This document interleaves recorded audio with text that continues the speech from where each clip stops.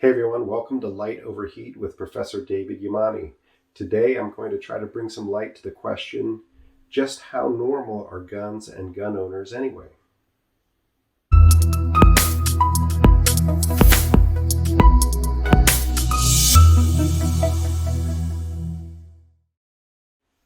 When I first moved to North Carolina in 2005, I really didn't know anything about guns or gun culture. But over time, I started to notice how common guns and gun ownership were in North Carolina. People I played tennis with owned guns, real estate agents, doctors, even some professors came out over time as gun owners. And so when I entered the academic study of guns, it was thinking about these sorts of normal gun owners doing normal things with guns. And I was shocked when I got into the academic study of guns how few people adopted that same approach. Guns were almost always treated as something that was deviant, something linked to criminality, or something that was linked to other negative outcomes.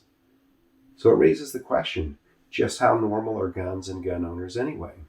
So let's just look at some basic figures. And if you'll look at my show notes or on my Gun Culture 2.0 blog, I'll put plenty of information about how I got these numbers. These are all conservative estimates also. 400 million guns in the United States, as is commonly said, more guns than people in the United States. 76.56 million people personally own guns, and 51.44 million households have a gun in it. Now, what do I conclude from those remarkable numbers about the commonality of guns and gun ownership? Guns are normal. So that leaves open the question of how normal those guns and gun owners are. I think if we do some simple math, we can start to address this question.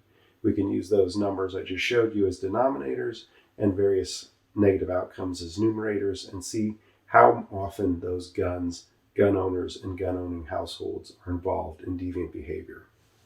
So let's begin by looking at fatalities. So including accidental death, criminal homicides, and suicides, there are about 39,413 fatalities involving guns in the United States in 2019.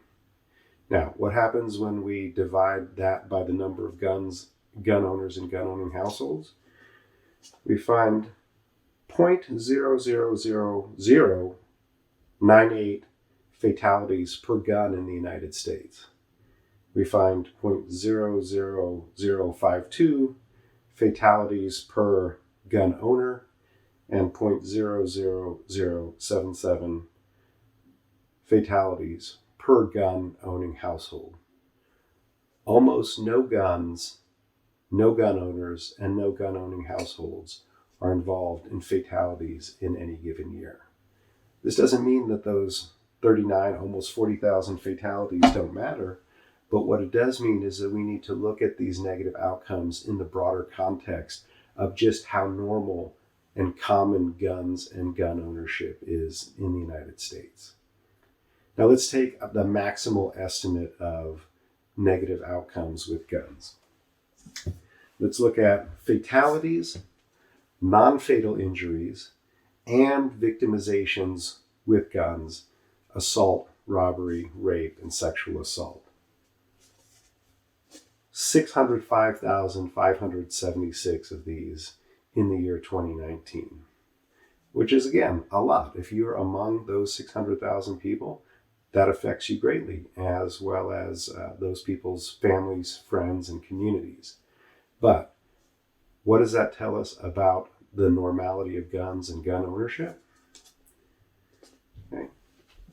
Of all of the guns in the United States, 99.85% of guns are not involved in any way in these fatalities, non-fatal injuries, or victimizations. 99.21% of gun owners not involved. 99.82% of homes that have guns also not involved.